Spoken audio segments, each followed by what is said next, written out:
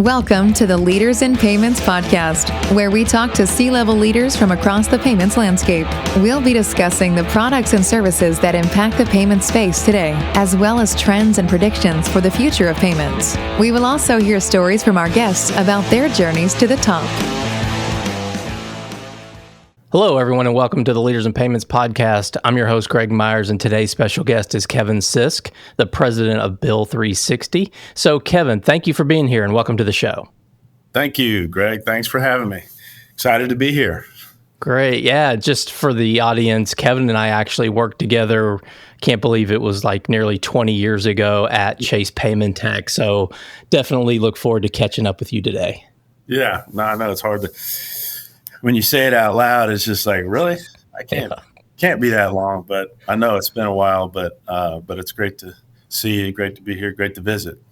All right. Well, before we dive into your career in the company, can you give us a quick snapshot of your personal background, maybe where you grew up, where you call home today, a few things like that?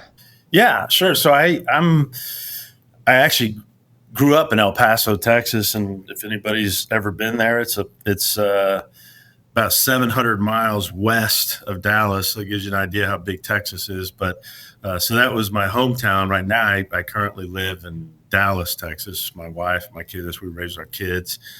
But I spent an enormous amount of time in Tampa, Florida, and or Jacksonville, Florida. Tampa, Florida is our current headquarters for Bill360, and Jacksonville is our direct sales office. But I've been in Dallas though since 1994.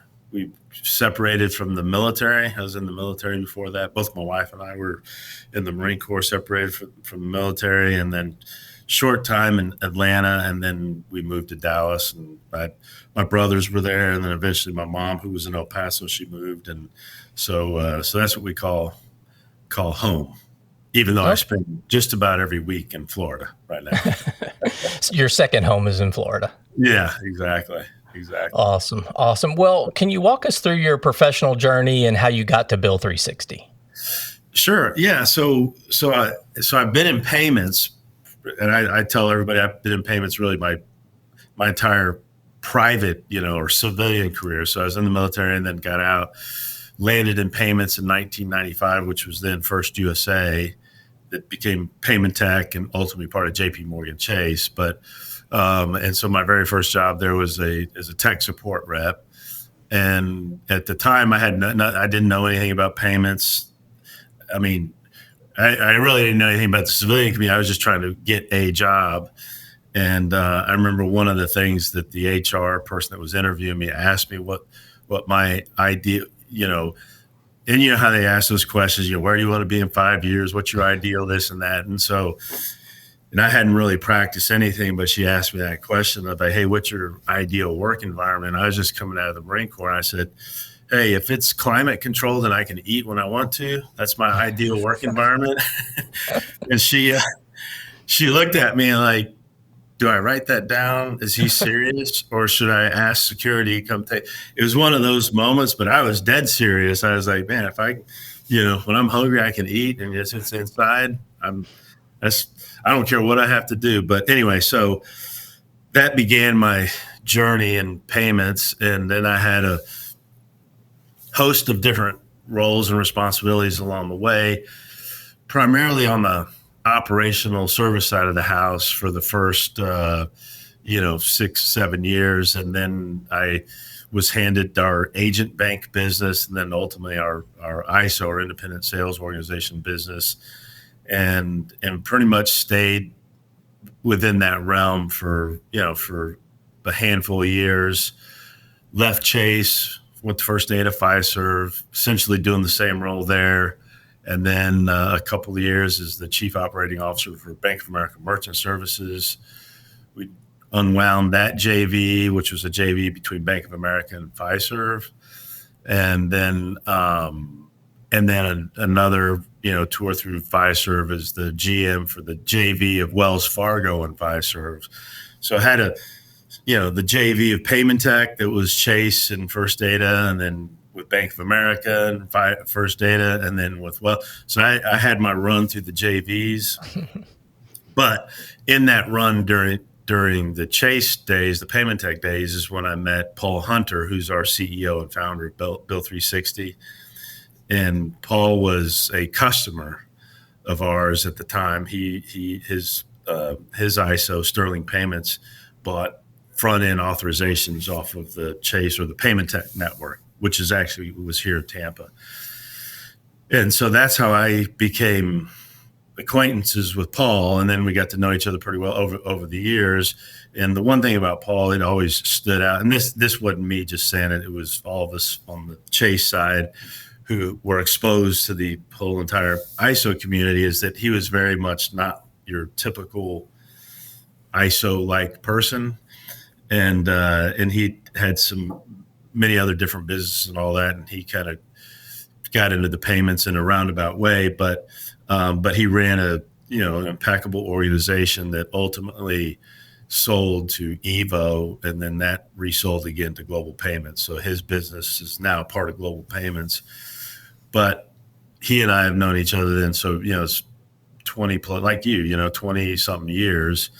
And when he started Bill360, which was about January 2021, he had some board members, one of which was Dan Sharon, one of my former bosses, and many of you may know the name. And then Dan gave me a call, so I guess it was in late 2022, and told me what Paul was up to and said we should connect. And so Paul and I started talking, and the next thing you know, because at the time I didn't know, I don't want to say the word retire, but I was thinking about, hey, do I do something different, just completely outside of payments, not necessarily thinking about money. It's like, hey, if you're going to do something and you're not thinking about money, you're thinking about, what do I want to do? And I actually contemplated for a brief period of time I always loved trains. It's like, what would I like to be a train engineer for these freight trains, across the country. I thought, man, that'd be like, as a kid, I always thought that would be such a fun thing. And, but then I started talking to Paul, and then, was visiting him here in Tampa, meeting the team and all that. And then within a couple months, I was on board, and I haven't looked back. And so it's my first run through a startup. Like I said, it's the military, and then it's all been big corporate. And it's been everything that people think it is times 10. So it's there's nothing easy about it, but it's very, very rewarding. And what I told Paul right before we sort of formalized our agreement, he said, hey, this could be a great way to really end your career, and help them build a company and a platform, and leave a mark in the industry. And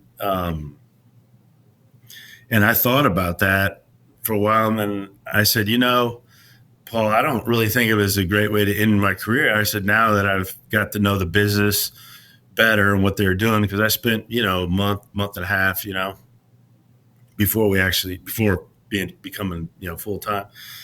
And I said, I feel like it's everything that I've done, even the military, big corporate, all that was just preparation for this.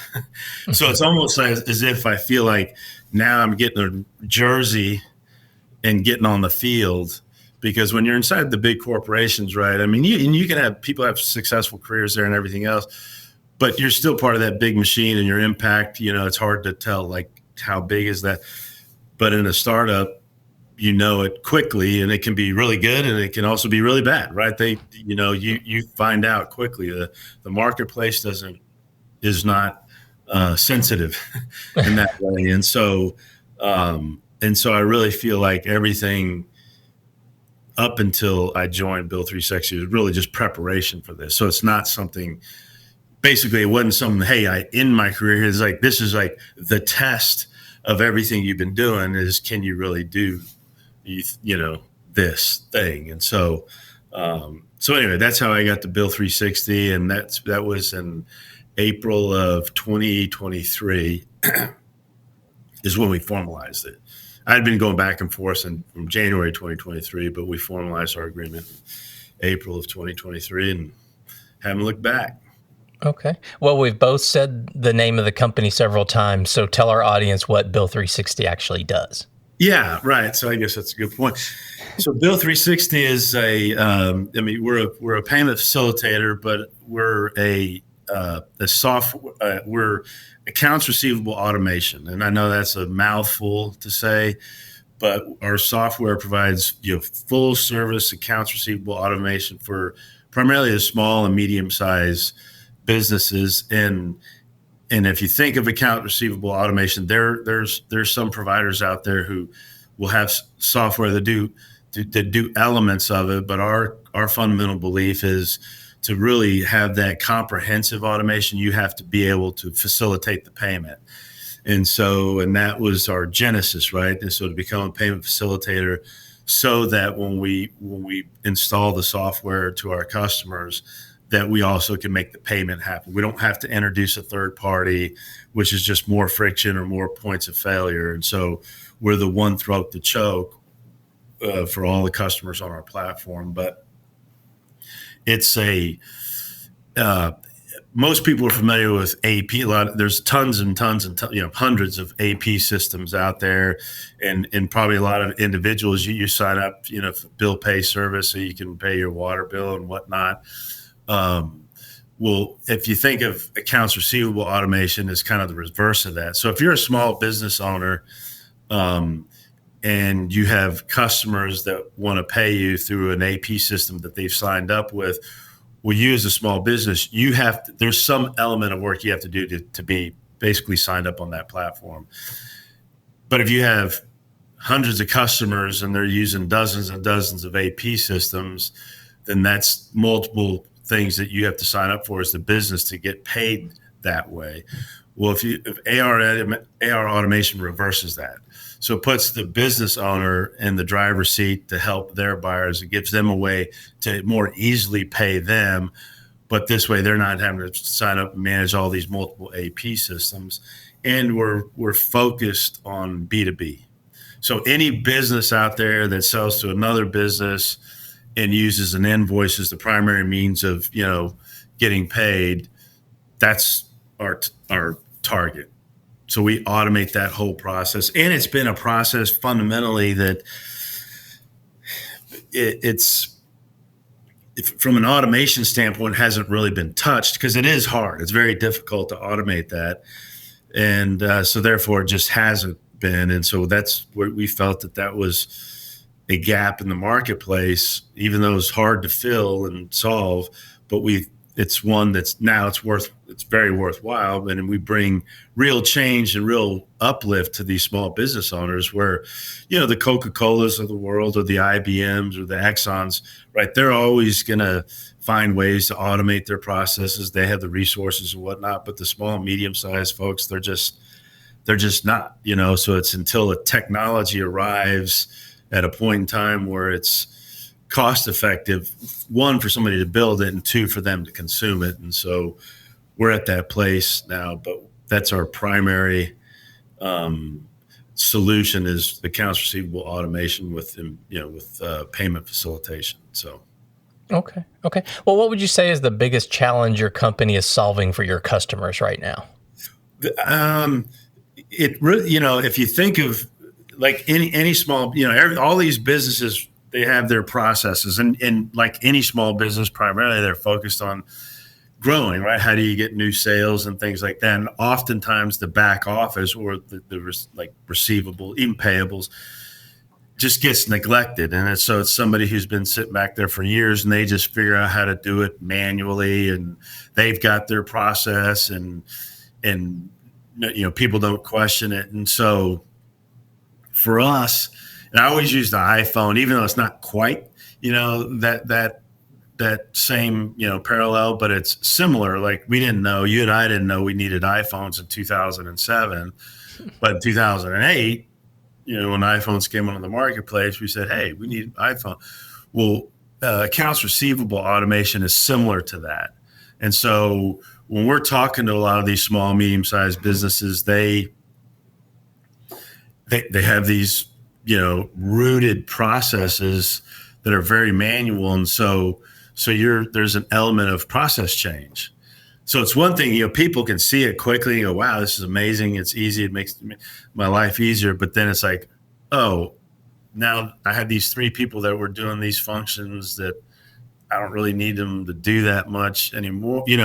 So all of a sudden you're encroaching on this sort of embedded process to these businesses with modern technology. And so sometimes that's an effort to help people see, like, changing that process means, hey, either you're going to have to repurpose some of these people, or in some cases, they don't need them anymore. And that is not always an easy thing to do. But it is a real dynamic in helping people. It's not just adopting the technology, it's adopting a process change. And that tends to be for anybody, right? You're changing the process, and it's bigger than what you just installing new software. Okay. Yeah. Well, what would you say differentiates Bill360 from your competitors? Right off the top, we are intensely focused in the B2B space. So there are some, and I say competitor, air quote competitors, is that they, excuse me, they have, some elements of what we do, but they're really B2C centric. Mm-hmm. And they put a little bit of a B2B wrapper around it, but in the end, it's really a B2C offering, and that just doesn't fit small businesses. I mean, it may move them a little bit, but not in the way Bill360 does. And so our genesis was with the small business in mind that sells to other small business, to other business. I mean, they could be big businesses too, but businesses that are selling to business. So we're intensely focused in the B2B space, which includes a service element of that with real human beings, because we also fundamentally believe that these business owners deserve to have live customers and not trying to work through a chat bot or email. And because some of the competitors you really can't find, and they don't try to like hide that. Their business model isn't through a phone number. Their business model is through the chat bots or email, and we fundamentally believe that business owners deserve to have that human touch, and so that's a cornerstone. But it's not, our platform's built in such a way that it's a very light touch, right? They don't need a lot of support. Once they're up and running, they don't need a lot of support. But from time to time, things come up, or they're confused about something, or we roll out new features and stuff like that, and we like to call them and talk through, help them understand how they can use it. All that is, we get tons of feedback on that they really, really love that, because they've got comparative data and previous experiences where they just could never talk to somebody. And I think, everybody experiences that to some level, and just in our personal lives, calling trying to get an 800, trying to get somebody, and you got to get, navigate the mazes and everything else. And it's just difficult. And certainly as a small business owner, when you have some issues, especially as it relates to your money, like, it's nice to be able to talk to somebody and somebody who knows what they're doing. So, yeah. Okay. Well, let's talk a little bit about the future. Where do you see the biggest growth opportunities in your segment of payments? So we're really these software, vertical specific software. So if you think there's a lot of you pick a software, right? Or pick an industry, and there's dozens of software companies that are serving the needs of that industry. In other words, help that industry be more efficient in how those businesses operate. And so that's a core part of our growth strategy, is partnerships with those types of software companies and helping their end use. So in effect, what we do is we amplify that software, because most of them aren't going to do payments, and they're certainly not going to bring accounts receivable automation. That's just, if I'm an industry specific software provider, I'm focused on all the attributes of that industry and making it easy to that industry. I'm not going to go solve this receivable that's very complicated and back offices that are very different from business to business, even in the same industry. So they sort of stop there, or they'll create the invoice. Well, we pick up there. And so we make that software really more complete for their customers, because then we bring helping them get paid. And not only helping them get paid, getting them paid faster, and how those customers actually manage the interactions with their customers, suppliers, buyers. So we make that whole process much better, so that customers, the friction sometimes that comes when people are collecting money, right, on an aged invoice, that we help them automate all that and do things too where it doesn't become aged, right? If there's questions and things like that a buyer might have on an invoice, that they can communicate easily with that supplier, and it's not an email. We got an integrated tool, so that way they're communicating together. And if people change, right, if an employee at the supplier or an employee at the buyer, if they change roles, somebody new, it's all that history is within the tool. It's not within people's email boxes. So if I'm, communicating with you, and then I leave, and then you're going, hey, where's Kevin? Well, he left. And then it's in Kevin's email. Well, he's gone. So now we got to go figure out his email. So we have it all on the tool. So if people change, it doesn't matter. The tool's still there. It has all the residual history and communications and invoice between the buyer and the seller. So it takes the friction out of what sometimes could, on the collection side, we remove that, make it easy, let the tool manage that, and then let those business owners, hopefully they spend more time on, business development or relationship management. Okay. Are those vertical software companies that you mentioned, are they a sales channel, or like, do they, or do you partner with them and get embedded in their software? Or is it more like a channel? Yeah, it's, we can do it either way. We do full integrations. It can be, referral type relationships. It can be, partial integrations. It really depends on the software partner and their objectives, and with their own customer base. But we can do them all. So if they want to fully integrate to us, we're all over that. If it's partial or if it's just referral, but we have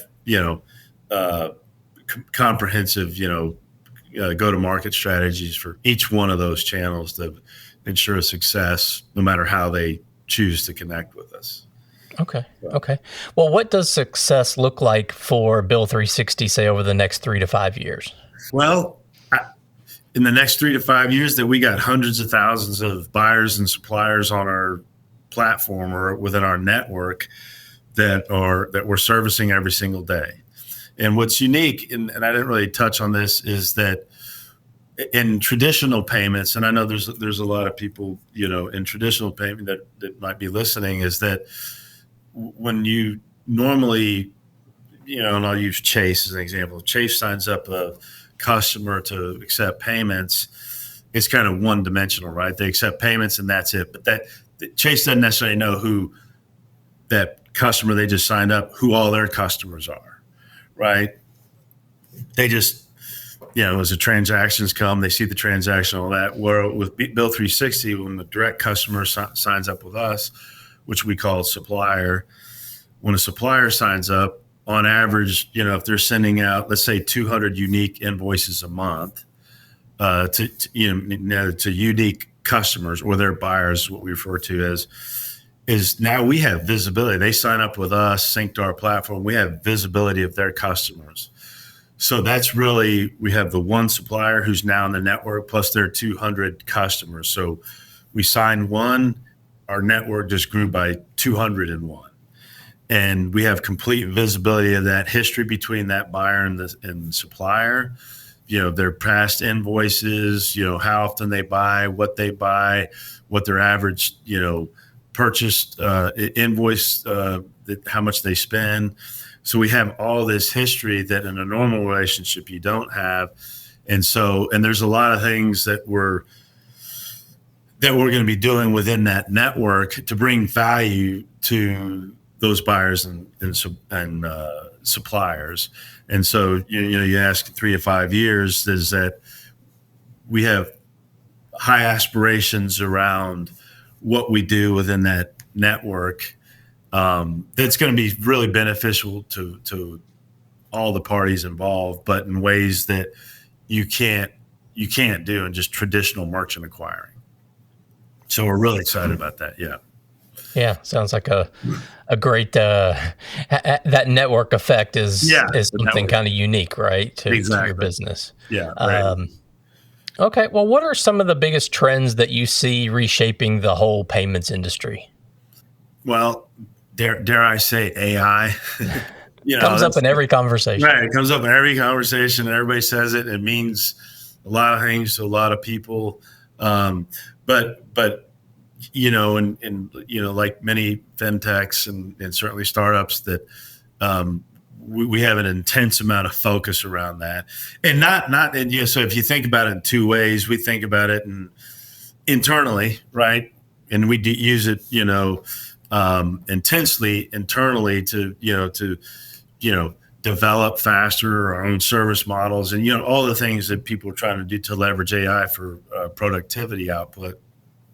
But then it's the things, what are you doing to actually help your customers make their lives easier? So the personalization of AI. And so we have an enormous amount of focus around that, which includes back to that network, but helping our customers make decisions about their business in ways that maybe they could get there if they were thinking about it and they had somebody to do the right amount of analysis. But we're going to help them in ways that they probably haven't even thought about yet. That they'll not only be able to make better decisions, but we'll have options for them to let the AI implement that option if they choose it. And so I think the personalization of AI, of course, fraud prevention and all those things, I think those are all going to be big drivers as we move forward in payments but the personalization of it, I think, is going to be a big driver in the next 12. It certainly is for us, and how you bring that to bear to really help your customers' lives get better, make them smarter about their business and just easier to run it. I think people also talk about real time and instant payment. I think those are also going to be, those are going to get more and more traction, and especially if it's cross-border type things, that's definitely going to get legs, and along with digital assets, so you kind of think of those all in one group. They're different, but it's outside the card networks basically. Mm-hmm. And the digital, and then certainly with the regulatory environment, that's going to start adding more clarity. And with more clarity, right, then you're going to have more entrance into the market and helping people to, use those assets in a way, as consumers, that's easy for us to use. I think those are going to be, that's going to take on a new momentum. And embedded finance and embedded lending, I think those are things we're focused on too, and we have an offering. And so I think people are familiar with the kind of the buy now, pay later model, but it's also we think there's going to be a movement to sort of a kind of a traditional lending within these embedded apps, right? Because with AI, you can do so much more analysis and underwriting and risk management quicker. So it only makes sense, right, that traditional lending could also take place in that same sort of buy now, pay later, embedded model. And whereas before, right, it was more limited and it made sense, and you kind of had these, payment periods. Whereas now, with the information you can have access to, it's just as easy to do kind of a traditional loan. So anyway, those are some of the things we see. It's certainly the next 12 months. There's other things, but that's a handful. Yeah, absolutely. Well, a couple of final questions. So if you could go back and give yourself some advice, maybe at the start of your career, what would that be? Yeah. It's funny. Yeah, I just had this conversation with a young man, a close friend of my son's. They went to high school together, and he's kind of in that transition period of his life, trying to figure out what he's going to do next. And I pointed him towards payments, and that's one of the things I wished, had I been intentional about it. Because oftentimes in the pay, and I like to ask people that, and you're probably most people swerve into payments, right? They don't get up and go into payments like, hey, I want to go be a lawyer, or I want to be a chiropractor, or I want to be an engineer. Those are intentional decisions. It's rare that people are going, hey, I want to go into payments. But I encouraged him, and I gave him some things to read and some things to think about, and that it's the one industry, right? Everybody it's needed. We know we agree to that, and sort of the recurring nature of it.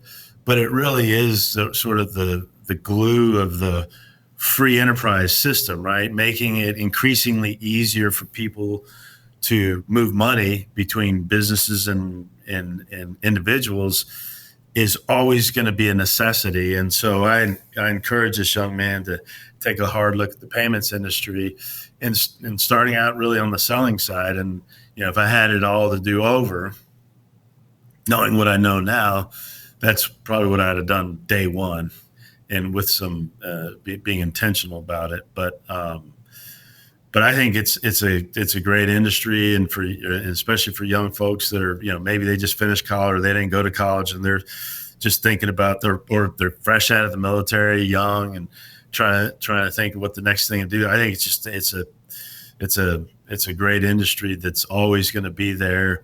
And it's also, you're running the tangent with technology too. So even though it's that core thing, like the need to move money is always going to be there for just running the free enterprise system, but also that technology that's helping that, you're always going to be part of that edge of technology too. So it's not like, well, I want to go into the tech space, so therefore I can't do payments. It's like, it's the place you can go into, and then you'll be part of that technology wave. You'll always be on the edge of that. So anyway, I'd just say, and maybe the way to sum it up is, it says there's an old Chinese proverb that says, when's the best time to plant a tree? And the answer is 20 years ago. And then it's when's the next best time to plant a tree? Today. And so I think in payments, it's one of those things, the sooner you get started, you won't regret it, Right. So. Yeah. And I fell into payments. I certainly, was in other places before and just kind of fell in, and here I am, 20 years later, still doing it. Yeah. And here we are talking about it, and the same thing for me. And it's funny because people that have been in it for a while, I always like to ask them that, because there's always a story there, and it's never, hey, I decided I want to be a payments person. There's always a story of how they got there, and it's usually some, a friend, or there's some fluky thing that got them there, and but then they stay. That's the other thing too, is then they stay. Right. Anyway. Okay. Well, one final question. What's one thing that people listening to the show today should be thinking about right now when it comes to payments? I think security is that's the thing, and we haven't really touched on that. And we talk about AI and all the positive things that it can and does do and has done. I know everybody's used it at some level, even in their personal. But it can also be weaponized, right? In the payment system. And so the fraudsters also have access to AI and very committed to it. And so I would just say security in the payments, that's just being hyper vigilant all the time you just can't afford not to be there, because of AI and in the speed with which the fraudsters evolve. it's hard, it's hard to stay up with them, but we have to. And so I would that should be on the top of everybody's mind. I know we didn't talk about it much, but it's always for us. I mean, it's a nonstop thought, security, because that second you're not paying attention or you let your guard down is not a good thing. So, right. But yeah, security. And in your personal lives too. I mean, changing all those things. I mean, they're getting better. Their phishing attacks get better. All the deep fakes that they can, even invoices and things like that. So I would just say security. Yeah. Well, I think that's a great way to wrap up the show. So Kevin, thank you so much for being on today. I know your time is very valuable, so I really appreciate you being here. Yeah. Well, thank you, Greg. It's great seeing you, and thanks for having me on. It's great. It's fun. Absolutely. Yeah, I really enjoyed it. And to all your listeners out there, I thank you for your time as well. And until the next story. Thank you for joining us this week on the Leaders in Payments podcast. Make sure you visit our website at leadersinpayments.com, where you can subscribe to the show and where you'll find our show notes. If you enjoyed listening, please share on your social channels as well.